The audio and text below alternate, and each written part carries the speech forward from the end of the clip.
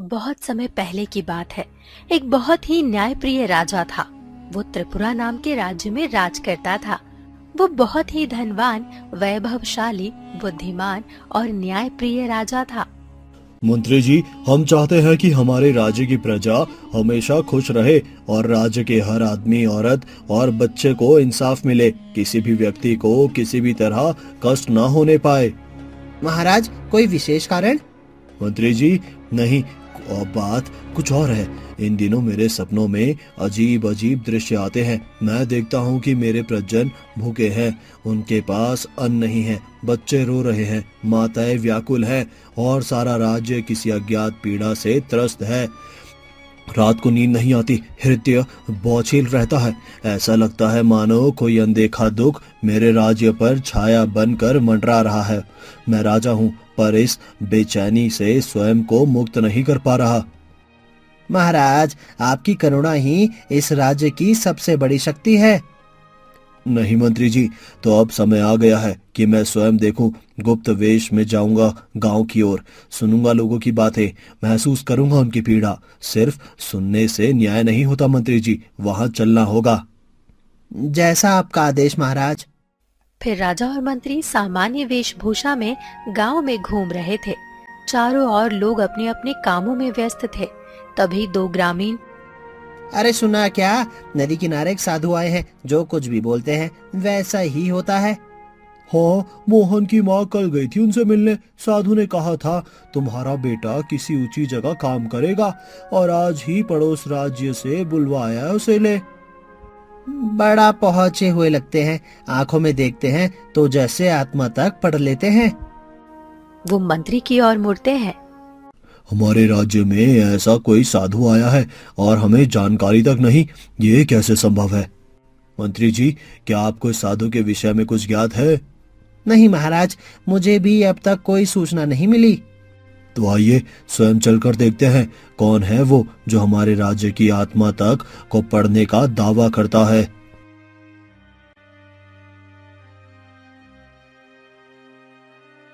वहीं दूसरी ओर नदी किनारे एक विशाल पीपल के पेड़ के नीचे एक साधु ध्यान अवस्था मुद्रा में बैठे थे।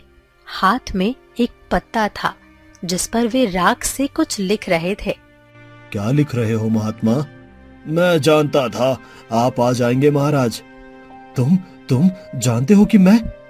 देखिए, मैंने आपके ही भविष्य की पंक्तियां लिखी है जब आप गांव में ही थे। राजा पत्ता लेते हैं। उस पर लिखा होता है, राजा का पुत्र उसी की पुत्री से विवाह करेगा। ये क्या है? मेरे पुत्र का विवाह मेरी बेटी से? हे महात्मा, आप कैसी बातें कर रहे हैं? मेरी तो अभी कोई संतान ही नहीं है, ना पुत्र ना पुत्री। तो फिर ये भविष्यवाणी कैसी? क्या ये संभव भी है कि भविष्य में मेरी एक पुत्री हो और फिर वही मेरी पुत्र वधू बने? ये कैसे हो सकता है महात्मा? क्या ये कोई त्रुटि है? जो लिखा गया है वो भविष्य है, और भविष्य ना राजा की इच्छा से बदलता है, ना साधु की चेतावनी से रुकता है। बस कर्म बदल सकते हैं उसे। तो क्या मैं कुछ नहीं कर सकता? तुम भयभीत हो, इसीलिए निर्णय गलत करोगे। पर याद रखना, जिस सत्य से भागते हो वो एक दिन द्वार पर खड़ा मिलेगा। क्या? तुम्हारा भय तुम्हारी बेटी से दूर करेगा और वही तुम्हें भविष्य के गर्त में धकेलेगा। अगर ये सत्य है तो मैं उस सत्य को मिटा दूंगा। राजा और मंत्री वहां से लौट जाते हैं। साधु वहीं बैठे रहते हैं। कुछ समय बाद रानी को पुत्री होती है। ये जानकर राजा मन ही मन विचलित थे। ये कन्या है? हाँ महाराज, देखिए ना, कितनी सुंदर है। आपकी ही आंखें हैं इसमें। मुझे पुत्री नहीं चाहिए थी, ये तो नहीं होना था। क्या कह रहे हैं आप? ये आपकी संतान है महाराज। इस नन्ही सी जान ने क्या अपराध किया है? तुम नहीं जानती महारानी, एक साधु ने भविष्यवाणी की थी, यही पुत्री एक दिन मेरे पुत्र से विवाह करेगी, अपने ही भाई से। कैसी अजीब बात है ये। वो सिर्फ एक भविष्यवाणी है, कोई सत्य तो नहीं। मैं कोई भी ऐसा भविष्य नहीं चाहता जो मेरी संतान को पाप में धकेले। मैं ऐसा नहीं होने दूंगा। तो आप क्या करेंगे? क्या इस बच्ची को? हाँ, मुझे उसे दूर करना होगा, हमेशा के लिए। नहीं महाराज, आप ऐसा नहीं कर सकते। मैं एक माँ हूँ, अपनी संतान को खुद से दूर नहीं जाने दूंगी। मुझे क्षमा करो रानी, पर अब तुम्हें चुनाव करना होगा, या तो मैं रहूंगा या ये बच्ची। मंत्री जी, एक मजबूत संदूक बनवाइए और उसे गुप्त रूप से नदी किनारे ले चलिए। कुछ समय बाद नदी के किनारे मंत्री और राजा एक संदूक लेकर आते हैं, जिसमें वो मासूम बच्ची सो रही थी। मुझे क्षमा करना बेटी, तेरा अपराधी सिर्फ ये है कि तू पैदा बेटी हुई है। महाराज, क्या कोई और मार्ग नहीं? ये मेरे राज्य की शांति और भविष्य की रक्षा का निर्णय है। मंत्री जी, बहा दीजिए इसे और किसी से कुछ ना कहिएगा। मंत्री चुपचाप संदूक को उठाकर नदी में छोड़ देता है। लहरों के साथ वो संदूक दूर और दूर बहता चला जाता है। अगली सुबह नदी किनारे रामू धोबी अपने दोस्त बिरजू के साथ अरे रामू, आज फिर सबसे पहले आ गया तू। लगता है कपड़े धोने से ज्यादा तुझे नदी से प्यार हो गया है। प्यार तो तब होता है जब ये नदी हमारे दुख में भी धो देती है बिरजू। बस काम करता हूँ ताकि पेट भर सके। अचानक रामू की नजर पानी में बहते हुए संदूक पर पड़ती है। अरे बिरजू देख, वो क्या है? वो तो कोई संदूक लग रहा है और बहता चला आ रहा है हमारी ओर। दोनों दौड़कर पानी में घुसते हैं और संदूक किनारे खींचते हैं। जैसे ही वो संदूक खोलते हैं, भीतर एक नन्ही कन्या लाल कपड़ों में लिपटी सो रही थी। हे भगवान, ये तो एक जीवित बच्ची है। कितनी प्यारी है रामू, देख तो सही, जैसे कोई अप्सरा हो। मुझे विश्वास नहीं हो रहा, ये तो चमत्कार है बिरजू, जैसे मेरी सुनी गोद को ईश्वर ने भर दिया हो। क्यों नहीं रामू, तूने कितने सालों तक औलाद की दुआ की है। देख, भगवान ने तुझे सीधे अपनी गोद से ये बच्ची दी है। रख ले इसे, ये तेरी ही बिटिया है रानी है। हाँ बिरजू, ये अब मेरी बिटिया है, मेरी बेटी, मेरी लक्ष्मी। मैं इसे अपने दिल से लगा कर रखूंगा। रामू बच्ची को सीने से लगाकर घर की ओर दौड़ता है। रामू, ये बच्ची कहाँ से लाए हो? नदी में बहती मिली माया, जैसे खुद भगवान ने हमें सौंप दी हो। मैं इसे अपनी बेटी बनाकर लाया हूँ। माया बच्ची को देखती है और वो बच्ची को गोद में ले लेती है। रामू, ये तो सचमुच ईश्वर का वरदान है। हमारी गोद सूनी थी, अब ये हमारे आंगन की रोशनी बनेगी। इसका नाम क्या रखेंगी माया? नाम? इसका नाम कल्पना रखती हूँ, क्योंकि ये किसी की कल्पना से कम नहीं लगती। समय बीतता है और महारानी एक बार फिर गर्भवती होती है। तभी एक दाई दौड़ती हुई आती है। महाराज, बधाई हो महाराज, रानी साहिबा ने एक पुत्र रत्न को जन्म दिया है। पुत्र? सच कहा तुमने, मुझे पुत्र हुआ है। हाँ महाराज, एक तेजस्वी, स्वस्थ और सुंदर पुत्र, जैसे सूर्य का टुकड़ा हो। राजा भीतर दौड़ते हैं। सौम्या, तुमने जो जैसे मेरे अधूरे जीवन को पूर्ण कर दिया हो। देख रहा हूँ इसे, कितना शांत है अभी, पर इसके नेत्रों में जैसे कोई दीपक जल रहा हो। ये हमारे भविष्य का दीपक है, हमारा उत्तराधिकारी। राजा अपने पुत्र को गोद में लिए मुस्कुरा रहे हैं। तभी मंत्री वहां आते हैं। आओ मंत्री जी, देखो आज मेरा भाग्य कितना प्रबल है। मेरी गोद में मेरा उत्तराधिकारी है। आज तो आनंद का दिन है, और तुम्हारे चेहरे पर चिंता क्यों है? महाराज क्षमा करें, पर एक बात भीतर से कचोट रही है और मैंने सोचा अब कहना ही उचित होगा। क्या बात है मंत्री जी, आज के दिन कैसी चिंता? महाराज, आपको साधु की बात याद है, जिसने कहा था तेरा पुत्र तेरी ही पुत्री से विवाह करेगा? मुझे नहीं पता क्यों, पर वो बात आज भी मेरे हृदय में कांटे की तरह चुभ रही है। आपके पुत्र के साथ साथ उस भविष्यवाणी का दूसरा पक्ष भी। नहीं मंत्री जी नहीं, हमने उस कन्या को स्वयं नदी में बहा दिया था।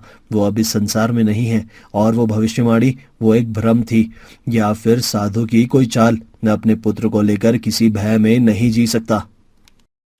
शायद आप सही हो महाराज, शायद ये मेरे ही भीतर की दुर्बलता हो। क्षमा करें, मैं बस व्याकुल हो उठा था।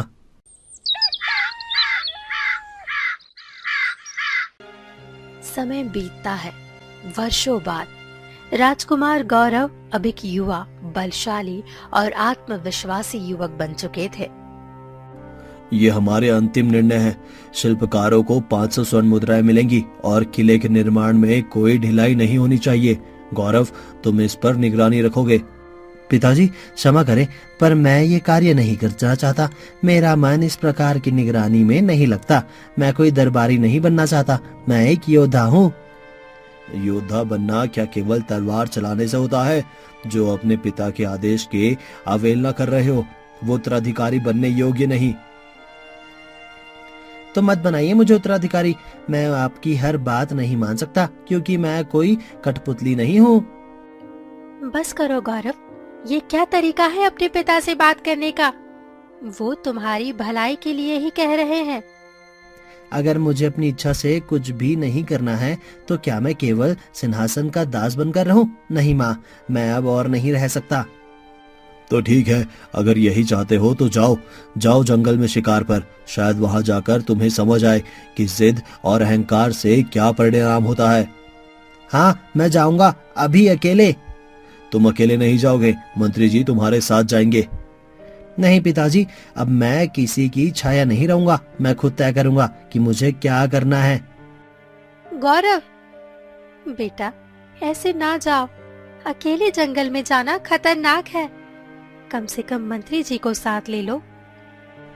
ठीक है माँ, आपकी बात का मान रखता हूँ। मंत्री जी साथ चलेंगे, पर रास्ता मैं तय करूंगा। अगले दिन घोड़े पर सवार होकर राजकुमार गौरव और मंत्री जंगल की ओर निकलते हैं। मंत्री जी, आप यहीं रुको। इस झाड़ी के पार मैंने शिकार की हलचल सुनी है। मैं अभी आता हूँ। राजकुमार, अकेले मत जाइए, कुछ हो गया तो? डरिए मत, मैं आ जाऊंगा। राजकुमार गौरव झाड़ियों में आगे बढ़ जाते हैं। अचानक उनकी दृष्टि एक झील के किनारे झुकी एक युवती पर पड़ती है। ये कौन है? इतनी सरल, इतनी शांत, जैसे इस जंगल की आत्मा हो। मैं इस दृष्टि से दूर नहीं हट पा रहा। फिर राजकुमार गौरव नदी के किनारे जाते हैं। तुम कौन हो? यहाँ अकेली क्या कर रही हो? मैं कल्पना, यहीं पास के गांव की रहने वाली हूँ। मैं नदी से पानी लेने आई थी। अगर मैं किसी अनुचित समय पर आई। कल्पना, तुम यहाँ क्या कर रही हो? और ये कौन है? मैं इस राज्य का राजकुमार हूँ, राजकुमार गौरव। लेकिन आज मैं एक राजकुमार नहीं, सिर्फ एक इंसान की तरह खड़ा हूँ, जो किसी से दिल लगा बैठा है और उस प्रेम को समझना चाहता है। राजकुमार क्षमा करे, मैंने आपको पहचाना नहीं। मेरी आंखों ने ये कभी नहीं सोचा था कि राजमहल का राजकुमार मेरे ऐसे साधारण आदमी के सामने खड़ा होगा। ये तो मेरे लिए सपने जैसा है। मेरी भूल क्षमा करें। कोई बात नहीं, मैं यहाँ किसी औपचारिकता के लिए नहीं आया हूँ। मैं बस जानना चाहता हूँ, ये कन्या क्या आपकी पुत्री है? हाँ राजकुमार, ये मेरी ही बेटी है, कल्पना। मैं रामू, वही धोबी जो आपके महल के वस्त्र धोता है और जिसे इस जीवन में बस दो ही चीजों पर गर्व है, अपनी ईमानदारी और मेरी ये बेटी। तो सुनिए रामू जी, मैं आपकी पुत्री कल्पना से विवाह करना चाहता हूँ। ना कोई छल, ना कोई संकोच। मेरा मन, मेरा हृदय केवल उसी को स्वीकार करता है। राजकुमार, आप क्या कह रहे हैं? क्या आप जानते हैं आप क्या बोल रहे हैं? मैं एक साधारण धोबी हूँ, मेरी हैसियत मिट्टी बराबर है, और आप तो उस आकाश के तारे हैं जिसे हम सिर्फ देख सकते हैं, छू नहीं सकते। ये संभव नहीं है, कभी नहीं। समाज क्या कहेगा, दुनिया क्या सोचेगी? ये विवाह इस तरह कैसे? रामू जी, मैं जानता हूँ ये रहा आसान नहीं, पर क्या प्रेम के लिए भी कोई मापदंड तय किए जाते हैं? क्या किसी का जन्म उनकी भावनाओं से बड़ा हो सकता है? मैं कल्पना को जीवन संगीता बनाना चाहता हूँ, और उसके लिए मैं हर दीवार, हर रुकावट तोड़ने को तैयार हूँ। चल कल्पना, हमारे जैसे लोगों की जगह ऐसे सपनों में नहीं होती। ये दुनिया हमारी सच्चाई को नहीं स्वीकार करती।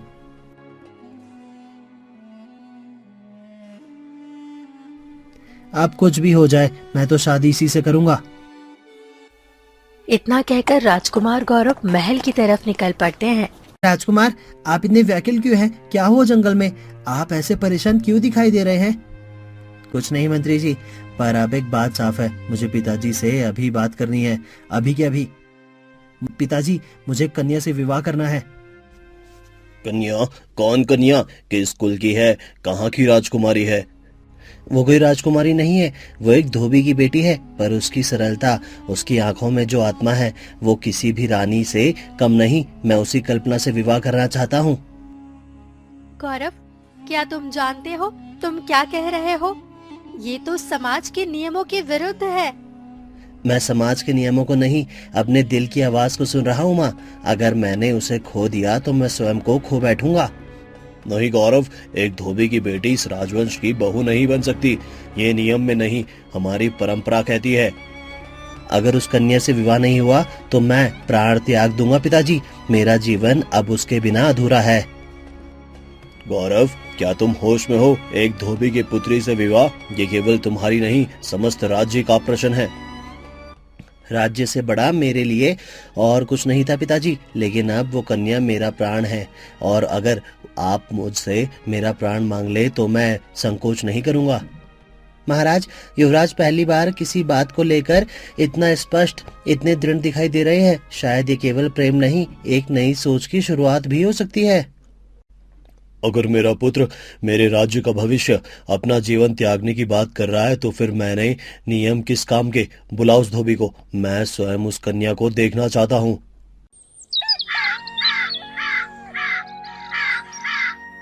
अगले दिन दरबार में धोबी रामू और उसकी बेटी कल्पना को बुलाया जाता है। रामू, तुम्हारी बेटी कल्पना मेरे पुत्र गौरव उससे विवाह करना चाहते हैं। क्या तुम्हें इस बात का ज्ञात था? महाराज, मुझे इस बात की कल्पना भी नहीं थी। मैं एक साधारण धोबी हूँ। मेरी बेटी का भाग्य इतना ऊंचा कैसे हो सकता है? मैं इस योग्य कहाँ हूँ महाराज? योग्यता मन की होती है रामू, जन्म की नहीं। गौरव का निर्णय केवल प्रेम का नहीं, विश्वास का प्रतीक है। मैं इस विवाह का प्रस्ताव स्वयं रखता हूँ। तुम्हें कोई आपत्ति हो तो निसंकोच कहो। महाराज, ये मेरे जैसे साधारण व्यक्ति के लिए स्वप्न जैसा है। मैं कौन होता हूँ आपत्ति करने वाला? ये तो मेरे कुल का सम्मान है। अगर मेरी बेटी कल्पना भी इस विवाह के लिए सहमत हो तो मेरे जीवन की सारी तपस्या सफल हो जाएंगी। राजा कल्पना की ओर उठते हैं। वो धीरे से सिर झुका देती है। जो निर्णय पिताजी और युवराज गौरव लेंगे, मैं उसे जीवन भर निभाने को तैयार हूँ। तो फिर ये निश्चित हुआ, राज्य का राजकुमार और एक साधारण परिवार की कन्या अब एक नई परंपरा रचेंगे। ये विवाह केवल दो हृदयों का नहीं, ये दो वर्गों, दो सोचों और दो दुनियाओं का संगम होगा। राजकुमार और कल्पना का भव्य विवाह होता है। पूरे नगर में खुशी का माहौल होता है, लेकिन कुछ गांव वाले ये सुनकर परेशान हो जाते हैं। अरे भैया, सुना तुमने? राजकुमार ने रामू धोबी की बेटी से शादी कर ली। हाँ, और ये तो हद हो गई। राजघराने का खून अब साधारण घरों में मिलाया जाएगा। और अगर आज ये हुआ तो कल को कोई भी राजकुमार किसी भी लड़की से शादी कर लेगा। अरे क्या कोई सीमा नहीं बची? तभी एक बुजुर्ग गांव वाले की आवाज सबके बीच गूंजती है। तुम सब इतने बातें क्या बना रहे हो? क्या तुम सपने कल्पना का जन्म देखा था? क्या कोई जानता है सच्चाई? नहीं नहीं, लेकिन सभी कहते हैं वो रामू की बेटी है, धोबी की बेटी। रामू ने उसे पाला, मगर ये कोई अपराध है? सुनो, वो कन्या इस गांव के भाग्य से बहकर आई थी और भाग्य ही उसे महल तक ले गया। जो स्वयं ईश्वर की इच्छा हो, उस पर उंगली उठाने का तुम्हें कोई अधिकार नहीं। भीड़ धीरे धीरे चुप हो जाती है। हमें क्षमा करें दादाजी, शायद हम भावनाओं में बह गए थे। वो लड़की सचमुच बहुत भली है। अब समझ में आया कि क्यों राजकुमार ने उसे चुना।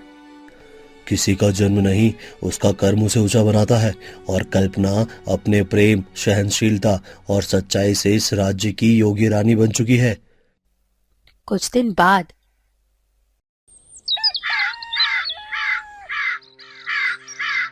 मंत्री जी, कुछ तो है जो मुझे अंदर से कचोड़ रहा है।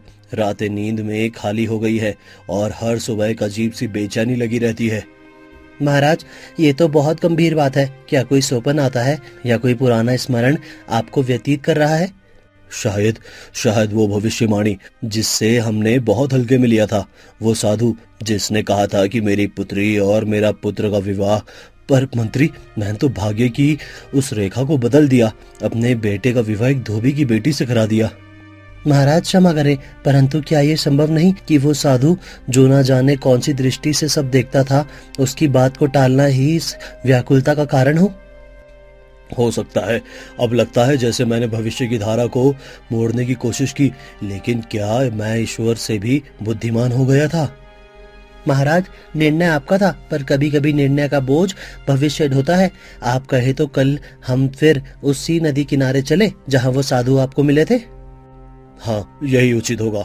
मैं उससे फिर मिलना चाहता हूँ। उत्तर जानने हैं मुझे, अपनी बेचैनी का कारण समझना है। अगली सुबह राजा उसी नदी के किनारे जाते हैं। क्षमा करे, कितने दिनों बाद आया, पर मन का भारीपन मुझे आपके चरण तक ले आया। राजन, देर से आए पर खाली नहीं आए। मन का भार भी तो सबसे बड़ा गुरु तत्व है, जिसे केवल सत्य ही हल्का कर सकता है। आपने कहा था मेरी पुत्री और पुत्र का मिलन होगा, पर मैंने उसका विवाह एक धोबी की बेटी से करा दिया। क्या मैंने भाग्य को चुनौती दी? राजन, तुमने भाग्य को नहीं बदला, बल्कि भाग्य ने तुम्हें केवल पर्दा दिखाया था। जिसे तुम धोबी की पुत्री मान बैठे, वो क्या वास्तव में वही थी?